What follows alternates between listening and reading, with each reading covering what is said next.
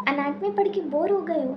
इतने सारे bones muscles के नाम याद करके थक गए हो? या फिर याद तो हो जाता है लेकिन थोड़े ही टाइम बाद बहुत ही ज़्यादा कंफ्यूजन क्रिएट हो जाता है। Yes. तो आज मैं लेकर आई हूँ इसी प्रॉब्लम का सॉल्यूशन, 5 ऐसे ट्रिक्स जिससे आपका एनाटॉमी पढ़ना हो जाएगा बिल्कुल ईजी और इंटरेस्टिंग। दिलकश नाम आलिया का काम फिजियोथेरेपी को बनाना इजी और आसान। Hey guys, welcome back to physio art. मैं हूँ दिलकश आलिया, बीपीटी स्टूडेंट, और आज मैं आपके साथ अपने एक्सपीरियंस के 5 ट्रिक्स शेयर करने वाली हूँ जिससे आपका एनाटॉमी पढ़ना हो जाएगा सिंपल और लॉन्ग लास्टिंग। तो अगर आप भी एनाटॉमी याद करके भूल जाते हो या फिर याद करने के थोड़े टाइम बाद बहुत कन्फ्यूज़न क्रिएट हो जाता है तो वीडियो के एंड तक ज़रूर बने रहिएगा, क्योंकि ये जो 5 नंबर वाले ट्रिक है ना, ये आपको एक बहुत बड़े मिस्टेक से बचाने वाला है जो हम स्टूडेंट्स अक्सर पढ़ाई के वक्त कर देते हैं। और 4 नंबर वाला ट्रिक मेरा फेवरेट है। तो चलिए शुरू करते हैं। Trick number 1, visual learning. Book में सिर्फ पढ़ने से कभी याद नहीं होता। जब भी कोई टॉपिक पढ़ना हो, डायग्राम बनाओ और लॉडली बोलो। फॉर एग्जाम्पल, अगर आपको स्कैपुला के पार्ट्स याद करना है तो स्कैपुला का डायग्राम ड्रॉ करो और उसके हर एक पार्ट को 2-3 बार लॉडली बोलो। जब आपका आइज़ और ईयर दोनों काम करता है तो मेमोरी डबल स्ट्रांग होती है और उस समय वो इन्फॉर्मेशन सिर्फ माइंड में नहीं बल्कि सबकॉन्शियस ब्रेन में स्टोर होती है।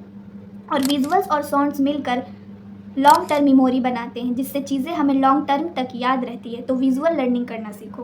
Trick number 2, make mnemonics. सबसे ज़्यादा टफ होता है बड़े बड़े नेम याद करना, जैसे स्टर्नोक्लीडोमास्टोइड। बहुत बड़ा नाम है, सुनते ही लगता है ये कैसा नाम है, भूल जाएंगे।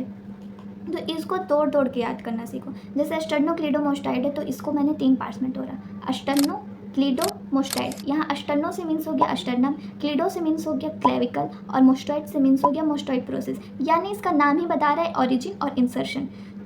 तो जो भी बड़े नाम होते हैं, इससे भी ज़्यादा बड़े बड़े नाम आएंगे तो उसको तोड़ तोड़ के याद करना सीखो। उसके बाद जैसे हम कार्पल बोन का एग्जांपल लेते हैं तो कार्पल बोन को याद करना मुश्किल होता है, तो उसके लिए हम कोई निमोनिक्स क्रिएट कर लेते हैं। तो निमोनिक्स क्या होता है? निमोनिक्स वो होता है जब हम किसी चीज़ को याद करने के लिए कोई शॉर्ट सा सेंटेंस, लाइन या फिर स्टोरी टाइप कुछ सोच लेते हैं। जैसे कार्पल बोन को याद करने के लिए एक निमोनिक्स है, she looks too pretty try to catch it. ये पूरे कार्पल बोन को डिफाइन करता है। अब हम इस निमोनिक्स को स्टोरी के टाइप से सोचेंगे जिससे हमें ये निमोनिक्स याद रहेगा। तो she looks too pretty try to catch her, ऐसा सोचते कि जैसे कोई छोटी सी बच्ची जो कि बहुत प्रीटी है उसको सब गोद लेने का सोचता है। मतलब कोई भी बच्ची क्यूट सी प्रीटी सी रहती तो मन करता है ना कि गोद ले ले, कैच टू हर, कैच कर ले।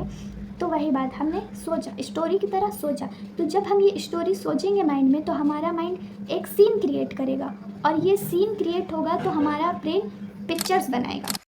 और ये जो पिक्चर्स होते हैं ना, वो ब्रेन उसको टेक्स्ट से 60% ज़्यादा टाइम तक याद रखता है, क्योंकि जब भी हम कोई विजुअल या स्टोरी इमेजिन करते हैं तो ब्रेन उसको एक पैटर्न और इमोशन के साथ कनेक्ट करता है, और यही कनेक्शन मेमोरी को लॉन्ग लास्टिंग बनाता है।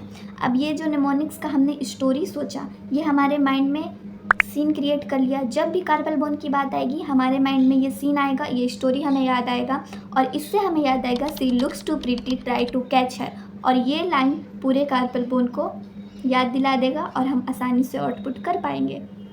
Trick number 3, relate to daily life. तो यहाँ पे बोला जा रहा है स्टडी को अपने डेली लाइफ से रिलेट करने। तो वो हम कैसे कर सकते हैं? एग्जाम्पल के लिए हम रेडियस बोन को देखते हैं। जो रेडियस बोन होता है वो हमेशा हमारे थंब साइड होता है। तो जब भी कोई ग्लास पकड़ना हो या पेन पेंसिल होल्ड करना हो, ग्लास रखना हो, तो हमारा रेडियस बोन ही काम करता है, क्योंकि ये थंब साइड का बोन है और इसमें हमारा थंब एक्टिवेट होता है। इस तरीके से हम डेली लाइफ से कनेक्ट कर सकते हैं। जब भी आप कोई टॉपिक रिलेट करते हो अपनी डेली लाइफ एक्टिविटी से तो वो कॉन्सेप्ट ब्रेन में एसोसिएटिव मेमोरी नेटवर्क के थ्रू स्टोर होता है, और बाद में आप जब भी वही काम करते हो तो ब्रेन ऑटोमेटिकली उसे रिकॉल कर लेता है। सिंपल वर्ड में बोले तो जितना ज़्यादा आप स्टडी को अपने रियल लाइफ से कनेक्ट करोगे उतना ही ज़्यादा वो चीज़ आपके माइंड में परमानेंट मार्क छोड़ देगी, और हम जो चीज़ें याद करेंगे वो हमें परमानेंटली याद रहेगी। मतलब जो हम याद कर के भूल जाते हैं, ये प्रॉब्लम से हम छुटकारा पा सकते हैं। ट्रिक नंबर 4, रिपीटिशन और टीचिंग। जब भी आप कोई टॉपिक पढ़ो तो उसको एक्सप्लेन करो एज अ टीचर। किसी फ्रेंड को एक्सप्लेन करो, या फिर कोई नहीं भी है तो किसी मिरर के सामने या कैमरा के सामने आप जाके उस टॉपिक को लॉडली बोलो, एक्सप्लेन करो। जस्ट लाइक आपने फोर आर्म का एक्सटेंसर और फ्लेक्सर मसल्स जो होता है उसको पढ़ा, उसको पढ़ने के बाद आप लॉडली एक्सप्लेन करो, या फिर अपना खुद का ऑडियो रिकॉर्ड कर लो और बाद में सुन लेना। जब आप किसी टॉपिक को टीच करते हो तो आपका ब्रेन उसे रिट्राइवल प्रैक्टिस और एक्टिव रिकॉल दोनों एक्टिवेट करता है। मतलब आप बार बार अपनी मेमोरी का यूज़ करके उसे और स्ट्रॉन्ग बना रहे हो। इसलिए टीचिंग को कहा जाता है the best way to learn anything is to teach it. So next time जब भी पढ़ो एक मिनी टीचर बन जाओ।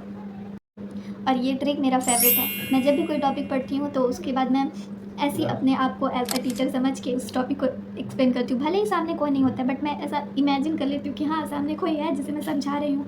फिर वो टॉपिक मेरे दिमाग में एकदम ऐसे सेट हो जाता है। अब बारी आती है लास्ट और सबसे इम्पॉर्टेंट ट्रिक की, जो ऑलमोस्ट स्टूडेंट के करने वाले एक मिस्टेक को स्टॉप कर देगी। Chunking method. हम अक्सर ऐसा सोचते हैं कि इतना बड़ा टॉपिक है, इसको 2 घंटा देते हैं और एक बार में कंप्लीट कर लेते हैं, और हम कर भी लेते हैं, लेकिन थोड़े ही टाइम के बाद हम सब भूल जाते हैं। ऐसा लगता है जैसे कुछ पढ़े ही नहीं थे। ऐसा इसलिए होता है क्योंकि बड़े टॉपिक्स को एक साथ याद करना मुश्किल होता है, और ये नेचुरल भी है क्योंकि हमारा ब्रेन एक टाइम पे लिमिटेड इन्फॉर्मेशन ही हैंडल कर सकता है। इसलिए बड़े चैप्टर्स को छोटे छोटे पार्ट्स या चंक्स में डिवाइड कर लो। एग्जाम्पल के लिए आपको 4 आर्म मसल पढ़ना है तो 4 आर्म मसल को एक साथ मत पढ़ो, पहले एक्सटेंसर ग्रुप फिर फ्लेक्सर ग्रुप। हर चंक कंप्लीट होने के बाद थोड़ा ब्रेक लो, फिर अगला स्टार्ट करो। इससे ब्रेन को हर पार्ट प्रोसेस करने का टाइम मिलेगा और इन्फॉर्मेशन लॉन्ग टर्म मेमोरी में सेटल हो जाएगी। तो गाइज ये थे 5 ट्रिक्स जिससे आपका अनाटमी पढ़ना हो जाएगा सिंपल और लॉन्ग लास्टिंग। और हाँ, रिवीजन करना कभी मत भूलना। जितने भी टॉपिक्स आप पढ़ते हो उसको टाइम टू टाइम रिवाइज जरूर करते रहा करो। स्टडी तो सब करते हैं लेकिन स्मार्ट तरीके से पढ़ना ही डिफरेंस क्रिएट करता है। बस याद रखना है, ड्रॉ करो और लॉडली बोलो, निमोनिक्स और स्टोरी बनाओ, डेली लाइफ से रिलेट करो, मिनी टीचर बन जाओ और बड़े टॉपिक्स को छोटे चंक्स में डिवाइड कर दो। वीडियो पसंद आया हो तो लाइक कर दो और कमेंट बॉक्स में बताइएगा कि आपको कौन सा ट्रिक सबसे ज़्यादा इंटरेस्टिंग लगा है। और फिजियो आर्ट को सब्सक्राइब करना मत भूलिएगा ताकि ऐसी हेल्पफुल वीडियो मिस ना हो जाए। अभी के लिए इतना ही, मिलते हैं नेक्स्ट वीडियो में। Till then stay healthy, stay fit with Thank physio you. Art.